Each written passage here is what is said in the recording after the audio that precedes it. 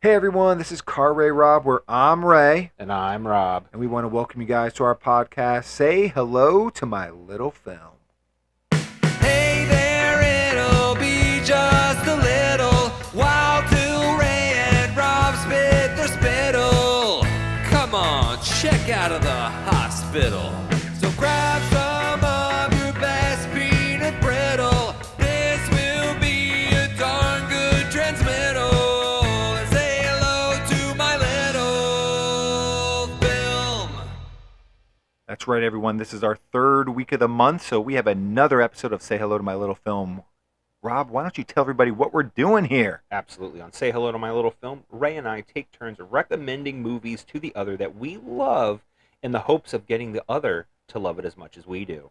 Yes, Rob, we call this our fresh perspective on a retrospective review. And this is your week. It's my turn. Week It's 3 is your my turn. turn to show you a movie that I really, really enjoy. And I think I want to try to get you to do the same. And you know what, Rob? I'm going to do something that we really kind of haven't done yet. Oh. Is I'm almost going to have like a spiritual sequel Okay. episode. So not an actual sequel. No, not an actual sequel, okay. but spiritually, the conversation we might have after watching the movie is going to be very similar to what we went through with Lord of the Flies last month Oh, for my interesting. episode. We talked a lot about human nature Mm-hmm. when we discussed Lord of the Flies, and I thought we had a really great conversation. And I have another movie that kind of fits that same vein, and I thought, well, if I space these out, I don't know. I don't want to lose the momentum we had with last month's conversation, so I wanted to actually put them back to back. Okay, I get that. Well, I love a movie that I can have fun with, but I do also really love a movie that we can have deep intellectual conversations Yeah. about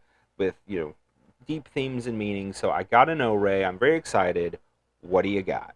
What do you got? What do you got? What do you got? All right, Rob, what I got for you is we're gonna go back about a decade, 2015, and we're gonna watch the Standford Prison Experiment. Ooh, I'm vaguely familiar with the experiment itself, but and maybe I didn't remember they made a movie about it, but I Yeah. definitely didn't watch it. There's some great docs on it. There's a great Yeah. and I really enjoy the movie. It's hard to talk about the movie too much because because obviously this is based on a true story, Right, So we're going to talk about we talked about human nature with Lord of the Flies, which was um, an opinion of the Right. writer, right, Right. of the original The book, fictional Dr. story, Golden. yeah. But this is going to be like an actual experiment, what humans truly did to each other as they were kind of put into this little scenario. I Okay. don't want to talk about it too much because I don't want to give it away. I don't want to Right. ruin it. I want it to kind of, for people who aren't familiar with what the experiment was, pretty famous experiment conducted in the early 70s at, what was the school right now? It's like, Stanford. Stanford. I'm just gonna go out on a limb. Wow, what a blank there. I don't know why that's pretty bad. Okay. Got a shot of coffee or something for me. Here we go. But yeah, it was at Stanford, thus the name. So it was done over the summer when no other kids were at the school, like done in the basement. And I'm gonna kind of like leave the experiment at that. It's very interesting. Just again, it's going to talk about human nature, where people are willing to go. It has a lot to do with abuse of power. Right. So some stuff that you could call timely in some ways. Sure. Maybe we can use it to apply to just current feelings and stuff. We'll see. but yeah, I'm interested in having you check this out. It's got a great cast. I was gonna say, who's in it? I don't remember. Billy Crudup is in it, who I love. I do love Billy Crudup. You're actually wearing a Dr. Manhattan shirt right now. I am currently wearing a Dr. Manhattan shirt. Ezra Miller before he Ezra, before he went too went nuts. crazy. Tye Sharidan Oh, I do is love in it Tye as well. Sharidan. Yeah. Michael Angarano, he's not a huge actor. You'll Oh, yeah, recognize him. Yeah. Yeah, he's really good in it. So it's really it's interesting. And a lot of faces that you kind of know, like a lot Sure. of faces you kind of know, but you maybe won't be able to like place their name. But a lot of faces you know, especially around that time of 2015. Well, that's cool. I'm very excited to check out this movie because there is sometimes, there's just great stuff, even if it's relatively new. Because you said this was 2015. Yeah.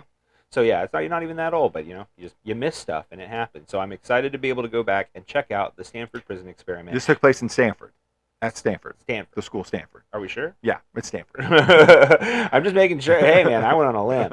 But now it's time for you to go out on a limb and join us in watching the Standford Prison Experiment. We invite you to pause the podcast, go check out the movie, come back, and see if I love it as much as Ray does.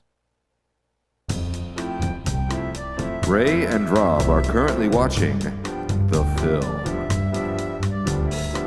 You may be also watching the film.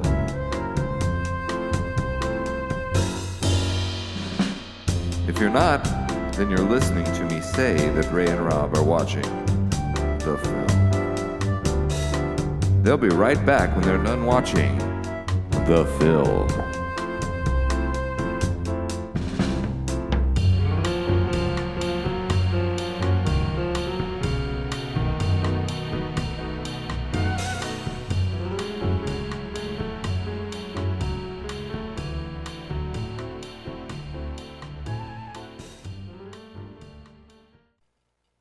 All right, guys, we are back from watching the Standford Prison Experiment. And Rob, I didn't know if you noticed at the end, but I just picked up on this that coincidentally today is August 18th as this episode drops. The Standford Prison Experiment went in 1971 from August 15th to August 20th. So we're like working an anniversary It's like an anniversary episode of That the was- Standford Prison. I don't know if I would necessarily want to celebrate the anniversary it, of that. But No. I mean, but what a coinky. Yeah, that was absolutely coincidental. I can't even say I planned that. I did not. You know, we can probably jump right into this. I feel like there's a lot to talk about, but I definitely feel like me watching this movie again, everything I felt like I said before about this feeling like a sister argument to the conversation we had about Lord of the Flies, I still think I stand by. It feels like they're closely related to me. Yeah, no, I can agree with that. I think so. This is kind of interesting because I see it as similar, but I also kind of wonder if it's different because, and this maybe kind of will work into be our question for this episode. Okay. Lord of the Flies was this group of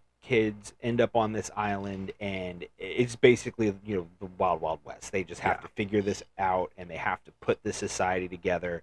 There's no outside influence. It is just them.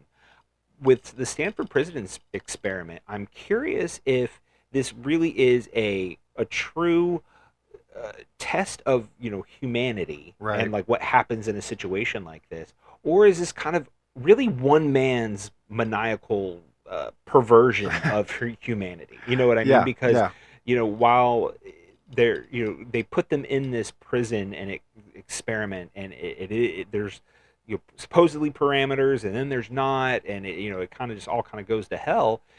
He's still kind of driving it. Like the Zimbardo character is still kind of driving everything. Right. So I'm curious if this is true humanity or like I said, some kind of one man's perversion of it. It's an interesting question because the experiment totally does get blurred, and obviously this is Definitely. kind of why they ended, I guess, after 5 Yeah. days when it was supposed to last 14. Yeah. But Zimbardo definitely has a lot to blame for that, like letting the thing kind of go off the rails, I guess. And I think the movie is fair. Like they do show sometimes when the guards were being abusive, or maybe one of the first times they're abusive, like they didn't really see it, and I could see, okay, maybe that happens once or twice, but there was so many, not even the physical stuff, but the mental stuff where they were challenging him on that. All right, this is crossing the line, whether this was written into the contract specifically or not. Yeah. It certainly feels like it's crossing the line. Yeah. Well, and the guards even at one point kind of hit a wall where when they finally Right. some of the prisoners had barricaded the door, and it was like, well, we can't do anything. So they go Yeah. to Zimbardo, like they barricaded the door. Like, what are we supposed to do? Like this Yeah. is what it is. Like basically at that moment, the whole thing could have fallen apart. Right. And they were kind of like almost waking up, if you will, from like this kind of fugue state that they're in. But Zimbardo's like, no, you need to get in there. This is, you need to get my jail back under control. Like, you're not doing a very Right. good job. Like, call backup if you need to. Like, so that's what I mean about Yeah. how it's He hard. was instigating it Right, exactly. more than observing it. Right. It's hard to be like, well, this is just human nature and just what humans will do naturally in this situation. But they were also being egged on. Right. And I think because it's an interesting little shift or like paradigm shift in the experiment, because like Zimbardo wasn't the original warden. It was that other guy. Right, So like right. when did this become Zimbardo's prison? Like they don't really even show you like when Zimbardo kind of morphs himself into the warden. Right. But yeah, he becomes too heavily involved, and him realizing that is kind of the crux of the ending too, where he's like, where he's too involved, and Yeah. he doesn't notice that he did this step that you mentioned as well. But I think an interesting little thing to the movie too is that look at his girlfriend, who in all fairness becomes his wife. It says, and they're Right. still married. But Which I'm shocked she's- by that after the movie. I'm not gonna lie. When I saw they were still married, I was like, or they got married and they were still married. I was like, oh, But I mean, like that's. okay. That was an ex-student. You could argue Right, that that's wow. kind of crossing the line Oh, and yeah, bleeding right. Oh, between yeah. bleeding between professionalism and your work. And so it's not kind of really all that surprising that he couldn't separate this experiment from himself. Yeah. He kind of has a flaw there. Yeah, I think clearly there is a bit of egomania within the Philip Zimbardo character. Who knows if that is true or dramatized or whatever? Because obviously, this being a dramatization of real events, Yeah. who knows? I haven't seen the documentary. I know there is a documentary. Yeah, I so have don't seen know. a doc or two on this, and it's pretty fair. I mean, Yeah. maybe not every example in the movie is a perfect example, because one of my favorite scenes of the movie, and not like a good way, but it is when John Wayne guard Mhm. breaks down the dude and makes him swear. Yeah, Like yeah, that is one of the best scenes of the movie. that's I agree with beautifully that. in a Yeah. horrible way. In a horrible way. Yeah, It's oh, yeah, beautiful. yeah, Like yeah. John Wayne's manipulation Yeah, of taking advantage of this human being who just wants to be good. He's the compliant one. He is the good one. right. And the way that you would break him down Yeah. is beautiful in a horrible way. Well, and especially because by that point in the movie, you'd had multiple other prisoners who had pushed back in various ways, and what is the pinnacle? What is the pinnacle of brutality at that point is breaking down and beating the compliant one. Right. When you've basically gotten to a point now where like nobody can be left unscathed. Yep. So Yep. I think that that it's great. I'm sure it was probably relatively realistic to the actual situation, but as far as the film goes, it made sense narratively just because it kind of was that culmination of the John Wayne character when he finally had kind of reached that pinnacle. Yeah, and they do a good job too with that character because not only a couple of characters get a lot of screen time, and that character who's like I don't even know. I think his number is 26. I think I have it written down somewhere. It's like 2619 or something. You'd say it over and over at the end as he's breaking him down. 2093. Yeah, 2093. Yeah. But like you only really see him in like one or two other scenes. He's in Really? the compliant Yeah. group. You Mhm. don't. But the one other scene is where you learn he's homeless. So they just Right. put a little bit in there to Yeah. make you like the character, and then with the movie does what the movie's trying to do, and what the experiment did was like they're going to show you how these people like the abuse of power. Yeah. And how it's going to take advantage of everybody, not just the bad people, not just the uncompliant ones. It will eventually attack everybody. Yeah. Well, let's talk a little bit about the maybe the two groups. We brought up John Wayne. We brought up 2093. Let's talk a little bit about each group. Let's start with the prisoner side. Or well, you know what? Actually, scratch that. Sure. Let's start in the very beginning which is I thought was so interesting was the selection of the group. Yeah. So they open on the interview process. Asking everybody these random questions about social histories and whatnot, and in the end, none of them really want to be a guard. No. They're all asked flat out, would you rather be a prisoner or a guard? And every one of them says prisoner, Right. which I thought was fascinating. Yeah. Where it was like nobody thought of themselves as an authority figure. Right. And then it all came down to a coin flip.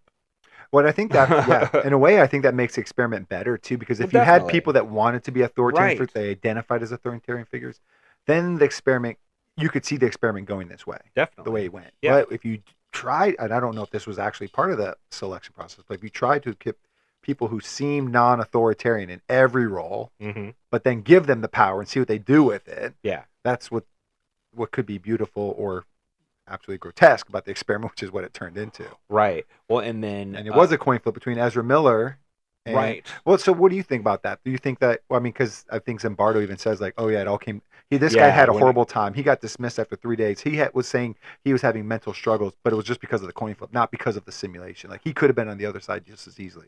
Right. And I mean, and that's true. Would he have been as evil? Right, and knows? and who knows? And But there's that little compliant. interaction at the end where it's kind of the post experiment Yeah. where there's a little interview between John Wayne and the Ezra Miller character, and they, they have that exact conversation. Yeah, Like, well, they if do, yeah. what would you have done if you were me? And Ezra was like, well, I don't know. Like, and that's true. You don't know. And you even said, like, I believe I wouldn't. And, most people would, very Right. few people are going to be like, no, man, I would have totally They would just say that, wrecked yeah. you, and like, or whatever.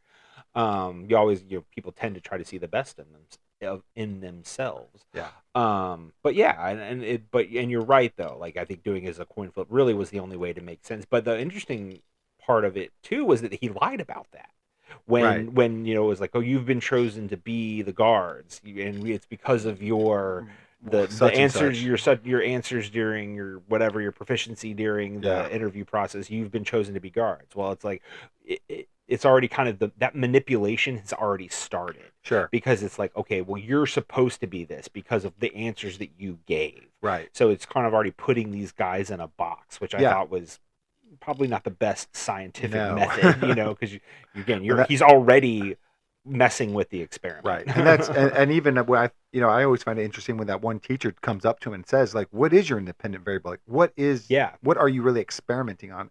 And he's not experimenting on Right. anything, really. He is running a simulation.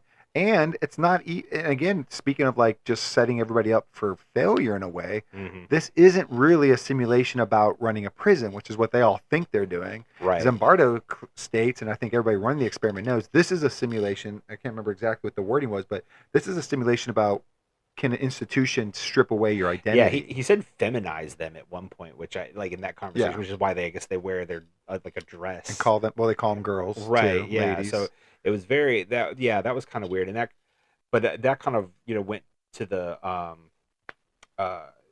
Jesse Which character? the guy who had been in prison. Yes, And Jesse. Yes. Yeah, Jesse Fletcher. I wrote it down, which is great because it's Nelson Ellis. Nelson Ellis. He plays Lafayette, or he played Lafayette on True Blood. Uh-huh. So good. Yeah. Oh my God, so good. Completely different kind of character, but man, Sure. he's so good. But yeah, and so I thought he was kind of an interesting addition to this equation because he had been in prison. Right. And I have some thoughts about him as well, but maybe I'll get to those later. But his reaction to that, where it was like he was very confused, Right. and And kind what of is like, this? what Yeah. is this? Yeah. So I think again, it kind of goes to that idea of what is going on here. Right. Do you even know? Yeah. Yeah, and I actually think I saw, or I'm pretty sure I know that the actual in real life they didn't do the booking there, so like the stripping and stuff was not. Yeah. They actually were arrested by the real police. They were Okay. brought into the real police station, did a real booking at a police station, Oh. then was transferred to. Well, I kind of wish they Stanford had prison. done. Yeah, so I kind of wish they So- had done that in this because I think that would have made it feel a little bit made more sense because it was like, yeah, they showed Ezra Miller being arrested like on his front lawn, which let's be honest, like even though this is an experiment, that's a bit much because your neighbors are going to see that Yeah. and they're going to be like, wait, what's Yeah, what's your going parents on? could be like, Right, this is not if you real, don't know, right? Yeah. right, exactly. So that that's maybe a bit much, but I mean, I guess I kind of understand why they would do it that way. But then, yeah, to have him come to the college and essentially be booked by the phony guards, that was a bit, yeah. yeah, it felt It's weird. probably 'Cause simpler for the movie. I mean, 'cause- definitely, yeah. Yeah. So especially set wise as a Yeah. filmmaker, I know how that goes. But it's I guess the other part of that too, which maybe this is another reason why maybe they did this scene that way, is because that scene is probably the most kind of bumbling and playful Yeah, that the two groups ever are. interactions. Interactions that they are like that they have together throughout this entire experiment, because they still feel like they're both kind of figuring out what's going on. Right. Like the guards are like playing guards. It seems like that's the first time where it's just like they're playing a guard. Yeah. Which is probably what it was always supposed to be. Right. And but obviously it escalates quickly from there. Yeah, well, and that's where I think maybe the pushback to the question. Maybe we can just stay on the guards for a little bit. And maybe we'll switch to the prisoners in a bit. But like, is the character Chris, played by Michael, or what is it, Arangarano or Angarano, who plays? I mean, I just call him John Wayne in the yeah. movie work, because he is obviously the most interesting guard. Yeah. In a way, but I think he sets the tempo of the guards, because like you said, the guards do start off playful, but he never does. As soon as he's got there, Yeah. It's like I'm playing my own game right now. Yeah. And that was the psychology behind his character to me is really interesting. Yeah, no, I absolutely, and I think that was probably the way that it was written. It was meant to be written that Yeah. way because again, larger casts, you kind of have to figure out where you want your focuses to be. So obviously, he was going to personify a lot more of what they were trying to say about the guard characters than trying to spread it out through all of them. Right. But it was really fascinating how every other guard, while they were guards and they obviously hardened their demeanor. Yeah. He's the only one that really came up with a character, Right. and it was This cool hand Luke thing. And I say this all the time about how a lot of modern masculinity and things like that. I don't think people realize how much of that is built on Hollywood Mm-hmm. and what you've seen on TV and on the big screen over the course of your life. And I think that this just personified that, so perfectly. Yeah. Because they said He literally he's doing that, and they call him John Wayne and all of this stuff. And I think I think that's something it's a really fascinating element to the original experiment, if that's true. Again, I don't know if it is. I think so. I think that part is true. Maybe not, to the extent where one of the guards was this John Wayne character. Right, yes. right. But I think we see that a lot now in modern day, where it's the only explanation for some of it. Well, right, exactly, and with ice and I appreciate whatever. right, But, exactly. People are kind of put in these positions where they're kind of forced to do this. Absolutely, just regular guys that Yeah. are desperate in whatever situation they're in, and are willing to come in, and these guys are accepting $15 a day or Yeah. whatever, and to do this, and they have no real qualification to do it. Yeah. And obviously they take it too far. Yeah, because that's really when you are unprepared, when you are untrained, you don't have the skills to fall back to. Like you don't have Right. conflict resolution skills. Yeah. So what is your conflict resolution? It's either be meaner, bigger, Right. violent. What have I seen on TV? Yeah, exactly. So, and that's one thing that I think is also really interesting about John Wayne is when he controls. There's really two guards that are the really big dickheads essentially. Yeah. It's John Wayne and then the taller guy with the mustache. I guess. Carl. I think his name's Yeah. Carl. It's but John Wayne, he really doesn't. He doesn't have to resort to physicality because he really controls the group mentally. Right. He breaks them down mentally really well. Really, You know what I and mean? quickly. Yeah. because the numbers. I think Right. the numbers, He's the number the name count, sequence. yeah. Yeah, that which is to me another little brilliant scene of showing this mental jumping jacks you're going to put these guys through. Mhm. This mental torture. It's it's chipping away. It's chipping away at their identity. They're not your name, you're your number. You better know your number. Your number is the most important thing. Right. And you saw how quickly people stopped referring to themselves by their names and Right. just their numbers. And that's that's another this psychology of when you put people in an institution like this, Yeah. how quickly you can get them to turn into what you want them to. Yeah. Well, and it was always surprising to me as I was watching this movie, the deeper we got into it, how nobody really ever uttered the words, "This isn't real." Right. Within the first day. Because again, this happened quickly, Yeah. where it got abusive quickly, and the fact that as the prisoners were pushing back, none of them ever just came out this is just an experiment. What are you doing? Right. This isn't real. I don't understand. But that did obviously came about later. Right. More where that question, is this real, ended up becoming a big part of it. Yeah. But it just struck me how they never nobody really pushed back in that way. Yeah. Well, I think at first it is. I think you're always going to, and this is, I guess, another part that's interesting about the experiment, and is you're always going to have a section of the group that they're going to be compliant no matter what. They're going to do what you're Right. told. When authority tells them what to do, they're going to do it. Right. So, you're going to have a handful of those guys. And, at first, yeah, John Wayne is being a dick at first, but at the end of the day, he's just making them say their numbers. Yeah. You know what I mean?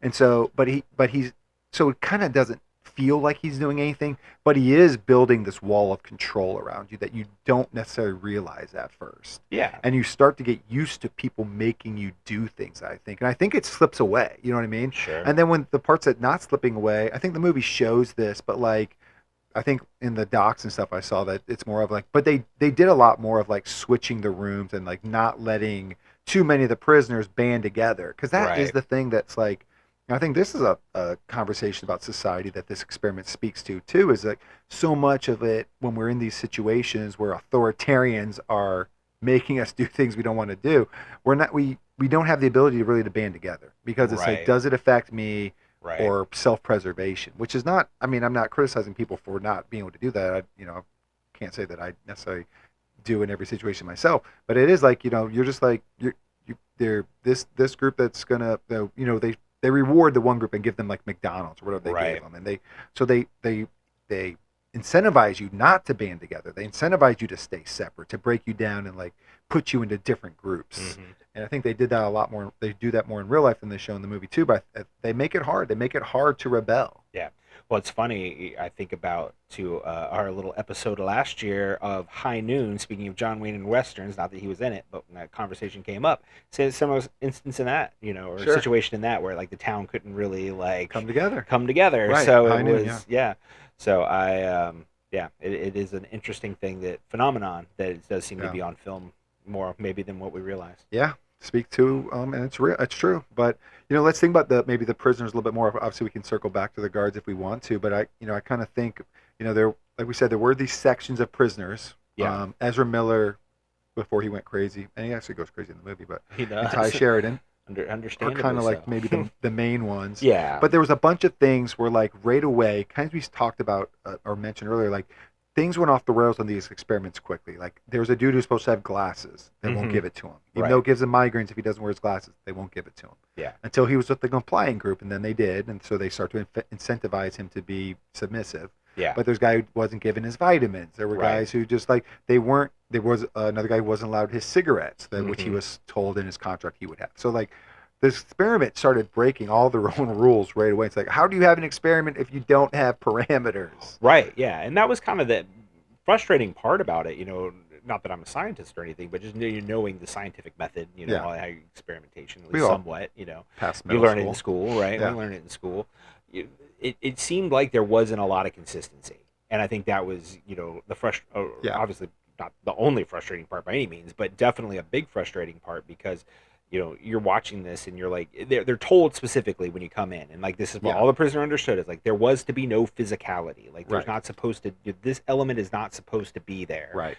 and that obviously goes out the door relatively quickly. Yeah. And it's it's kind of shocking how fast that kind of just went by the wayside, but then nobody said anything. Right. It's not like Well, yeah. Zimbardo or any of the everybody else came in and immediately shut it down. Right. So that goes back to what I was saying earlier about how, like, granted that element, I guess the instigation of it was on the guard's side, Right. just natural. But the fact that Zimbardo kind of just let it go, Yeah. and then again, obviously, eventually ended up fueling the fire. It again kind of it goes back to our central question about Is- humanity. Yes, because it's more than just Zimbardo in that one scene telling them to interfere to get backup. It's also like some of these other rules that he broke along the way. Because, and I will say, the movie is kind of speaking to the modern day prison, Oh, absolutely. life anyway. Because Definitely. are those things appropriate in this experiment? No, but do those things happen in real life? Like people aren't getting their vitamins, or yes, of course. 100%. You know, Yep. so yes, it's real. It's real. So maybe that's why Zimbardo's like, well, this is what would happen in a real prison. Yeah. But this is an experiment. There's supposed to be parameters that are strictly followed, and Yeah. those just that wasn't happening. Yeah. Well, and and they do as much as they can to make it as much of a real prison experience as they can. They've got the hole, which is Yeah. essentially a closet. Yeah. They just shove them in or whatever, and they've got like the group meal and just things of that nature. Yeah. Whatever it is, to Yeah. kind of make it feel as real as possible. They go to the as- bathroom like chained Right. together. And Right, stuff. exactly. Yeah. like they put like the bags over their heads and stuff, which is obviously is a bit much, but it's Yeah, that's like torture camp. right, exactly. It's basically like turning into like Guantanamo Bay or something like Yeah. that. Like it's completely just not. But who knows? Maybe that does happen in the real prison system, and that is wrong if it does.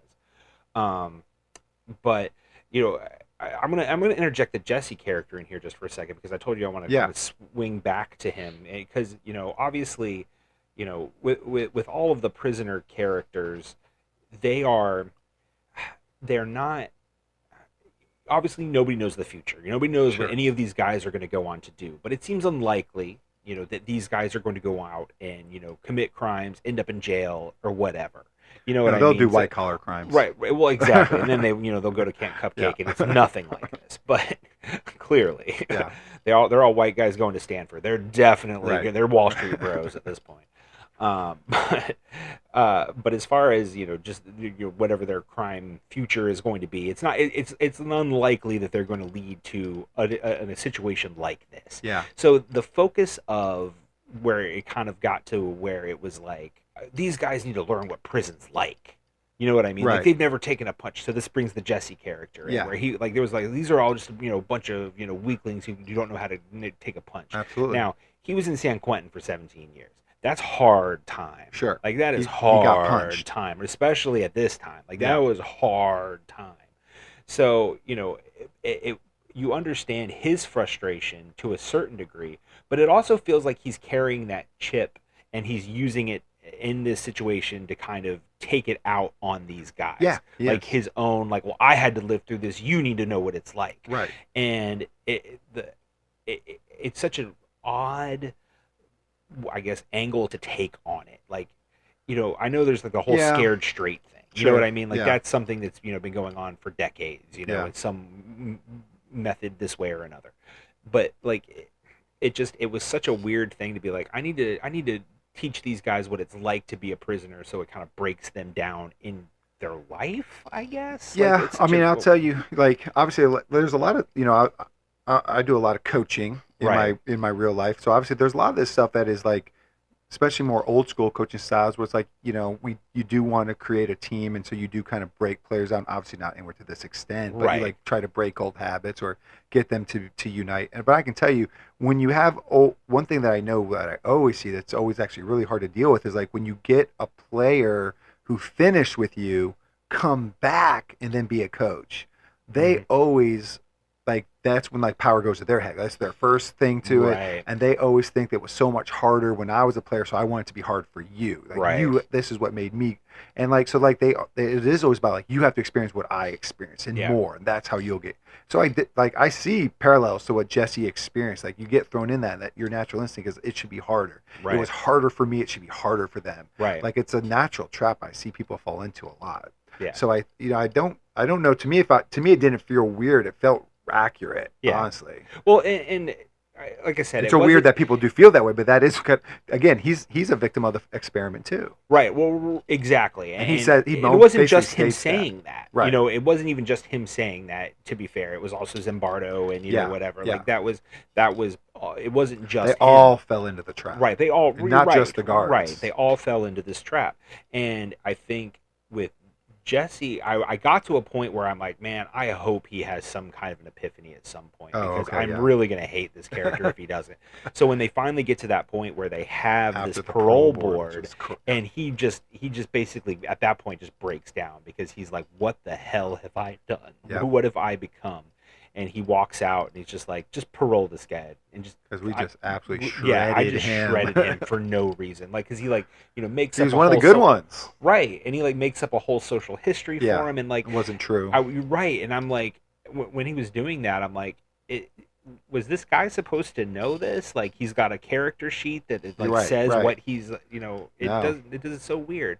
So, and I think that's also part. Well, I of think it. the movie shows that he's making up because He does. He Yeah. absolutely does. Yeah, Yeah. they absolutely show that he's making it up. So the Christina character Yeah. sees that the page he's reading from is completely blank. Right. Right. So, and that was kind of where she felt like she had to step in, because Yeah. obviously by that point she was the voice of reason, because they had already lost one of the people, and they said it was death in the family, but I'm going to go out on a limb and say that's not true. Yeah. He was just like, I'm done. I'm outta here. I'm out of here. Yeah. So he was the first Kyle, I think his name was just like, Yeah. I'm done. From the board side. Right. Right. From the team, Zimbardo's team. Yeah. It's Bart's team. Um, Yeah, and that's why I'm like, man, don't tell me people can't get talked into a false confession. You know what I mean? Because Right. that kid, whatever Jesse was reading to him that he had done, that these crimes he had committed, he was like, I'm sorry that I did those. You know what I Right, mean? He was right, like- you didn't do them, kid. right. Well, and that, yeah, exactly. And it's funny because going back to the consistency angle that we were kind of talking about before, they bring in the priest. Right.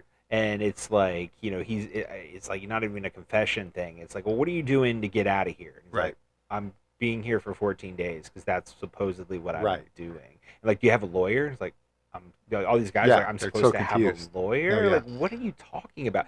And it got to that point where it was like, it was the simulation. Yeah. I I think that priest was saying exactly what he would say to a real prisoner. Absolutely. You know what I mean? He absolutely was. Yeah. But, and he was so full bore on it that Yeah. you're like, do you realize these guys aren't actually prisoners? Right. Or is No, this I like don't know if he did. Right. Like, or did they tell you they were? And just, You're in the middle of Stanford campus, right? right. Like, this seems odd, right? That this would be a jail in the Yeah. basement of a building in Standford University. Like, that seems odd, right? But yeah, I don't know. But he does say at the end, like, what you're doing is really helping these boys. I'm like, is it? Yeah. Yeah, Different. like, No, it's right. not. It's absolutely not. But different Like, culture, what? different time. Yeah. But yeah. So I just kind of find everything about this experiment interesting. Maybe I like the movie. I think the movie does a really good job of kind of balancing and showing all the sides. And because the prisoners are just the prisoners in a different way they're not bad in that they're bad to other people, but they're just as they just as badly fall into the trap of the experiment. Yeah. And they can't pull themselves out, where they do end up losing and stripping themselves of their own identity. It's like, Right. I think the guy, like we already mentioned, but that kid that refuses to swear, when he swears, like he's purposely handing over that piece of his identity, that crux of what makes him him. He just handed it to John Wayne character, and it's such a beautifully displayed on screen that makes me love the movie. But I love the experiment because it's just so messed up. Right. And it kind of, so through the sequence of events, like, they do a good job in the movie of kind of ramping up to that point. Yeah. So, like, kind of said before, like, what do you do when you reach that pinnacle? You break down the most obedient person there because you've got no one left. Right. And it kind of got to the obviously that got to the point where they had already had like a really great attack by ally scene on the Zimbardo character with Christina, like, where I thought they were breaking up personally. So when they said they were married and still together, that, like I said earlier, that blew my mind. But, I thought there was a really interesting turn in Zimbardo in that scene because when he was sitting down watching all of this happen, and he's by himself, everybody else has basically abandoned him. Like, he is there by himself. And he at first seems like he's kind of getting off on what he's watching, right? A little bit, and like just from the facial expressions on Billy Crudup's face, which he does a great job of playing the Zimbardo. I love Billy Crudup. I do, as an actor, I really do. As a human, I don't know him. Yeah, I don't know him. I don't know him. He could be a real jerk, but no, I'm kidding. I'm sure he's a sweetheart, Billy. If you're out there, I'm sure you're a sweetheart. But but it was such a great kind of build up because. So, he's watching him kind of go overboard, or watching John Wayne go overboard, like you said, kind of making this kid say the word bastard. And then, it's kind of that, he called, like, what are you, a saint? Right. Like, I've really took that as an interesting thing, where it was like he was trying to break a saint, right? If you will. But when it kind of turned sexual, when there was, like, the whole element of, like, the camels, like, and all of that, like, I kind of, I could tell that the Billy Crudup, the Zimbardo character, was really starting to see in that moment, like, what the hell have I done? Yep, this is cross. Yeah, I mean, and that's stuff you see in prisons, torturing videos, from overseas stuff all the time. Yeah, and that kind of like the sexual stuff, or making them strip down to whatever. And so let me ask you a couple of things, maybe to defend Zimbardo a little bit, maybe not, just to, as we kind of circle in on answering our question. But like, and this is a little trivia, I'm just pulling this right off of IMDb, but it says, even though it's not mentioned in the movie, this real life experiment was funded by the U.S. Naval Research Team and the Marine Corps. So, this was a military simulation in a way. They were trying to really find out the reasons for conflict between military guards and prisoners. So, if the Navy and the Army, who are just famously known for their weird experiments, boot camps just absolutely trying to destroy people, turn them into nothing and mashed potatoes, and then build them back in their own image. This means something. If they're the ones that are funding you, you would kind of be more willing to let the experiment go out of control, wouldn't you? Or do you think that's what maybe they wanted, or maybe there was some? Yeah, Or I'd was be that not a curious good to defense know. for him? The problem is you're talking about reality versus the film. So Sure. on the film side, like That's not part of the movie. it's not part of the movie. So it doesn't, as far as the narrative of the film goes, like I don't know if it would really make it any better. But in reality, if I knew more of the details, that doesn't surprise me. Yeah. The funding came from the military. It doesn't surprise me in the slightest. But again, I guess it depends partially on what they wanted, Right. out And of what he- this yeah. and what he did, Right. because that's if he goes rogue, the military has nothing to do with that. Yeah, They're not there what running they spend it. money on. Right, they're not running the experiment. They're not there, unless they were. Again, Yeah. I don't know the details, but so I guess I'd have to know a little bit more about if it is a true defense of him. Right. But as far as the film goes, I don't think it No, would make it's it not any there. better. Well, and then let me ask, and one last thing, and this would be pretty shallow, but I'm going to ask it anyway. So you mentioned they were getting paid $15 a day. Right. In real life, they were paid $20 a day. Oh boy. But $20 in 1971 today is like closer to something like $130, $135 a day. Sure. So that's a good chunk of days. These guys were making about $1,800 in the 2 weeks, which again is, when they, at the end, he's like, are we still getting paid for the whole 2 weeks? Like, right. that's a good chunk of change. Yeah. That's not it doesn't- like, it doesn't make it worth it in my mind, but I understand why somebody would. But that goes to show, so in that scene, the parole board scene, which side note, just real quick, Johnny Simmons is the guy who plays prisoner 1037 or 1037. He's also in Scott Pilgrim vs. the World, and he is great in that movie. I could not stop thinking about that the whole time I was watching this movie. did not make that connection until you just said that. He was absolutely in that. He was also in Jennifer's Body, which is great, but he's in Scott Pilgrim, which is where I know him from. So they just threw the stash on him. I'm just like, hey, all I can see was like, what kind of video games do you play? Like, oh, that's a big question. I think this whole cast like kind of reeks of the mid 2000s to me, but sure, I get that.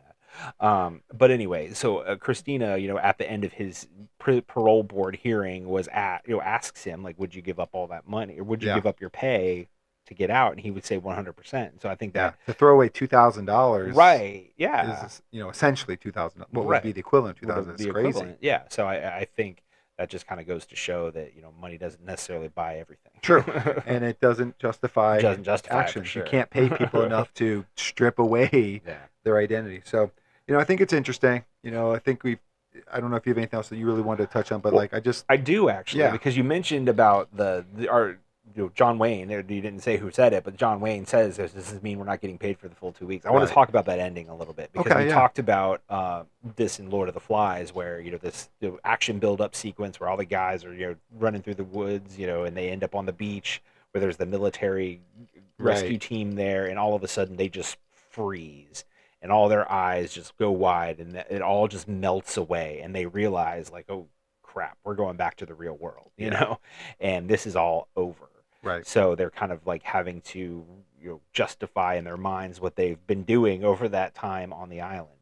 This is it was kind of interesting with this, because it was very similar in that way, where Zimbardo finally walks in and is just like, the experiment is over.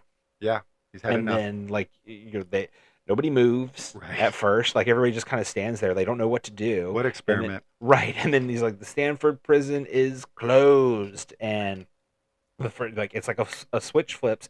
The accent is gone. The machismo is gone. John Wayne. And he finally goes, oh, does that mean we're not getting paid for the full 2 weeks? Right. So it's just normal voice. Right. It's just completely normal voice. And it's so crazy how it was, like I said, just a flip of a switch. Yep. And he was back to being his normal self.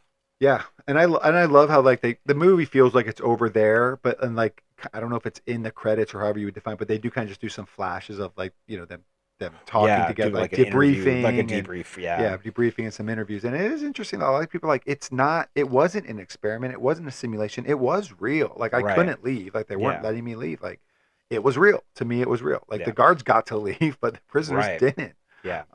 So in a way, like, they all actually answered wrong. Like, the prisoners had a lot harder job than the guards, because the guards could leave. Yeah. Guards were only doing 8 hours a day, making the same money for prisoners who were putting in 24 hours a day. Right. But yeah, so I think it's funny. I think if you debate, like, is it a simulation, or how much of a simulation, or how good of a simulation was it? it's probably a bad experiment because the simulation was too good. Like it Yeah. probably was too close to home of maybe a real prison experiment on steroids or a real prison situation on steroids. Well, yeah. Well, knowing that it was a military experiment, like part of me would wonder, like, what what necessarily they thought of the results, got out of the results, or whatever, because there was a lot of just bad science in here. Yeah. And I think, Well, and again, who knows how real that is, or, Yeah. whatever. I mean, I'm sure most of it is real, as far Yeah. as obviously the experiment itself is terrible. And the fact that it was really an experiment, more of a simulation. And even that, is kind of like, what does this do? And the fact that Zimbardo couldn't really define it in any real No. way. Like, I don't feel like he ever really does. Like, throughout, he just keeps talking about, this is going to be great. This is Right. going to be great. I can tell this is going to be something great. Yeah. And it's like, what? Like, what are you doing here? Well, like what I don't think I think what is great, because I do think this has had lasting effects in like, military and stuff like that. And obviously it's a pretty famous experiment to this day, but I think it's not famous because they got the results they were even intended or even looking for, but it really was just like more of an abuse of power, which is not what they were trying to simulate, but that's what they simulated was Right. was this abuse of power. And the guards really were what was great. Like, I can't believe people would actually do this. Yeah. And I can't believe people would let them do this. Just Yeah. like, I mean, I think we're living in a culture today where like we're just let people who No, supposedly have a power over us absolutely. do this to us. So, Absolutely, 100%. Like I said, I can definitely agree with that, especially with certain elements of law enforcement now. I mean, and just way the recruiting methods are done, 100%. You mentioned the abuse of power stuff, because I guess that's what Zimbardo after this kind of like manipulated it too. Yeah. right, and kind of crusaded on, for the rest of his career. And I'm like, I don't know if that's a redemption arc or not. Like, Yeah. I struggle with that a little bit, because I'm, I in my mind, I'm like, well, I guess I'm glad they, he did something positive out of this, because otherwise, if I were any one of those prisoners and I ever met him again, like, I would literally kick the living crap out of him. So, like, But my thing is, like, I don't think you can. I wonder if maybe this is a question I'm wondering, as I don't know the answer to, as I'd have to think about it more. But like, if you give like the Chris character who turned into John Wayne, if you give him a pass for falling into the trap of the experiment, don't you have to give Zimbardo the same pass? no, because it's his experiment. But he Like, still fell into its own trap. It doesn't matter. He's the quote unquote the adult in the room. It's just like when Christina was like in that attack by ally scene. It was like, these are boys, Right. Like, that's kind of the thing. Like, I think that at that point, like, he's supposed to be the adult in the room, which clearly he has issues with, considering he dated one of his students. But we're not going to talk about that. But Yeah. like I said, I think in that regard, you have a responsibility as the scientist, running this experiment, to run it safely, Yeah. because it's not, again, it's just general ethics. And I Yeah. think he just completely let that go out the window, partly for his own ego. And because like I said, he was convinced he was doing something great, even though he couldn't define what it was. Right. So no, in that instance, And I don't think he's acting all that different than a real life warden would. No, I agree. But like you said, first of all, he wasn't supposed to be the warden. Right, He no. was just supposed to be the observer, and he crossed that line. and he has a greater, like I said, greater responsibility. It's his experiment. Yeah, He he's supposed has to keep run it everybody ethically, safe. right? Yeah. So, okay, well, I think we're kind of answering the question about the Zimbardo character in a way. Sure. On was this really an experiment on human nature? Or was this his little like sandbox Right. diorama? Mm-hmm. And he obviously messed it up pretty good. Yeah. What do you think? What's your final answer? I think, for me, if we're comparing it to Lord of the Flies, I think it's the latter. I think it's his little. I think he manipulated this a lot more than just a natural, like, human nature versus nurture kind of Yeah. experiment.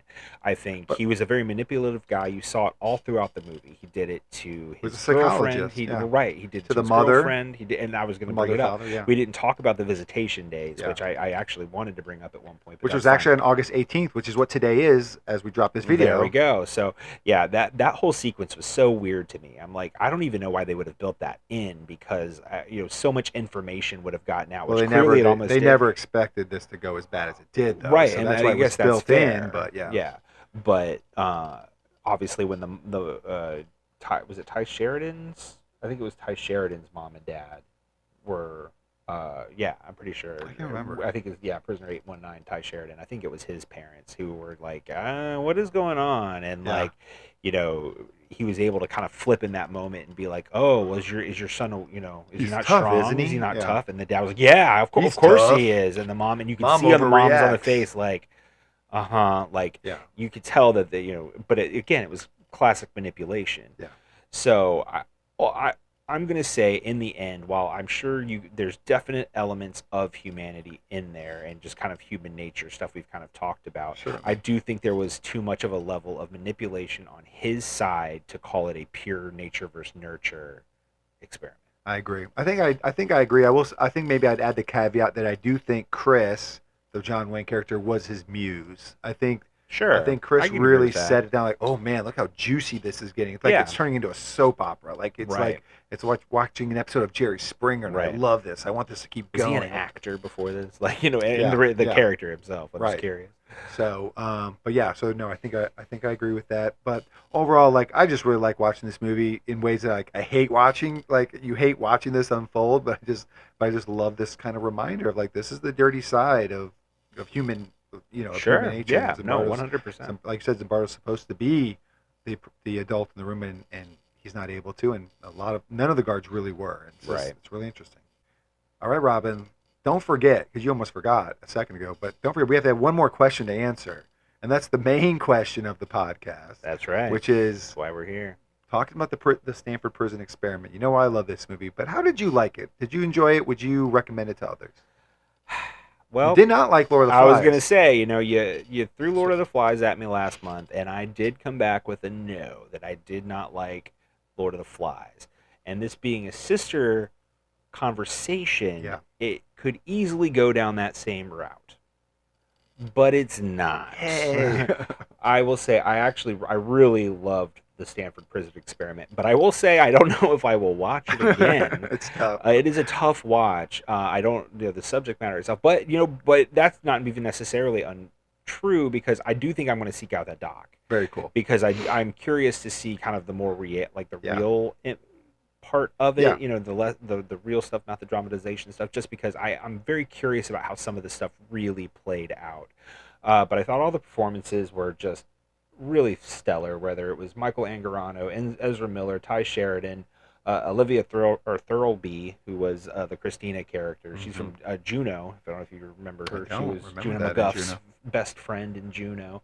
Johnny Simmons, I mentioned. I mean, really, there wasn't a bad performance in the entire movie.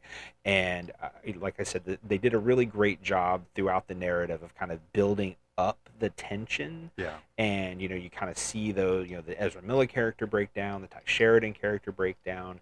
And, you feel for these guys, as you're watching it. You get, angry. Right. Watching, like, the John Wayne character and the rest of the guards. Even though there was one, just real quick, there was one guard who was always kind of in the background and was very much not into this. Right. I don't even know his name, and I think that says something because it's like, that's how it is. You've got these guys that are out front that are, gung ho, taking things way too far, and then you've got this guy in the back who knows it's wrong. Who knows it's wrong, but he doesn't leave. To doesn't be fair, feel he can, or he doesn't feel he has the power to stop it. right? So And he doesn't feel like he has the doesn't. power to stop it. But but it's a very, very fascinating subject. Especially, for a real life experiment, and it did make a pretty stellar movie.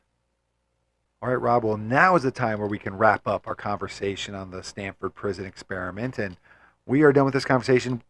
And we are not going to go to the lengths of Mr. Zimbardo with our listeners right now. We are not going to just mentally break them down to get them to like, subscribe, or review the podcast. Even though like if they leave us a 5-star review, we're going to read it live on air someday. Like we're not going to force or torture them to do that. No, we would never ever do any such thing. We also wouldn't do that if you would share the podcast. No, you could totally do that on your own. It'd be great if you would just do that on your own. We are really trying to grow our listening audience, and any help we could get in that realm would be very much appreciated. If there is a comment section on whatever platform you're on, by all means, leave us a comment. Let us know what you thought of the Stanford Prison Experiment. Is this something you would do for $15 a day? $130 a day. I would think about it. For $130, but if they kept the old rate of $15, wages haven't gone up that much since then. So Yeah. But anyway, we will be back next week with this month's episode of Hello Movies, My Old Friend, where Ray and I will be revisiting the classic Damon Wayans comedy Blank Man. I don't remember a lot of it, but I do remember liking it. Yes, we're gonna. I'm excited. I do have some fond memories of that movie. I do remember enjoying it, and with the age of superheroes that we live in, revisiting a movie like this is going to be super interesting. But then we will be back in 2 weeks for the first September episode of Say Hello to My Little Film, and Your it will be turn. back to me. Yep. The movie I'm going to show Ray, I'm very excited to show Ray. I have been wanting to do it for a while. I finally am going to pull that trigger, and I am not sure if he's going to like You're it. on but a run right now of successfully introducing me to movies I've liked. So There you're, you go. you're risking it. I've got my fingers crossed on this one because I really want you to like that Okay. movie. But you're not going to want to miss it either way. But until then, this is Car Ray Rob. Where I'm Ray. And I'm Rob. And remember, be defined by the films you love, not the ones you hate. Hey there, it'll be just a little while till Ray and Rob spit their spittle. Come on, check out of the hospital. So grab some of your best peanut brittle. This will be a darn good transmittal. And say hello to my little film. All right, everyone, September's right around the corner, so I want to give everybody a sneak peek of what my episode of Say Hello to My Little Film is going to be. And since Ray did a bit of a sequel episode, I'm going to do a bit of a sequel episode. It's a roundabout way back to Season 1's episode Targets. But for this episode, I'm going to be showing the 1970 Jack Nicholson drama 5 Easy Pieces. It's a really amazing movie about a working class guy who comes from a rich family who has to go home to kind of reconnect with his ailing father before he finally passes away. It's a really fantastic movie, iconic movie in a lot of ways, and it is from a really great production company called BBS, and I'm going to talk a lot about that in the episode. I won't get into it now, but it is a great movie. You're definitely going to want to check it out, and you're not going to miss that episode, and we will see you then.